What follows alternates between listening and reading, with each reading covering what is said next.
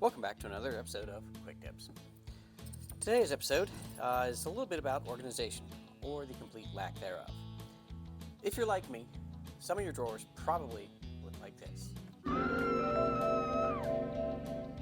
All the random ones I've got laying around the drawer, I'm trying to identify the size on.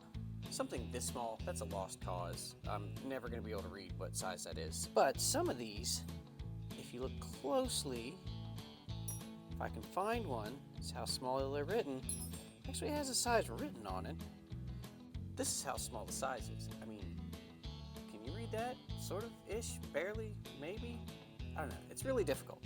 So, all the ones that I've got that are without any sort of original container telling me what size they are, I'm going to mark them. And the only way I can think to do it is duct tape and a Sharpie, because obviously I can't write anything on here that's going to be legible. Scratching it in would just make it the same small size that I can't read in the first place. So I'm basically just going to flag it and tag it. I don't even know which one I just had.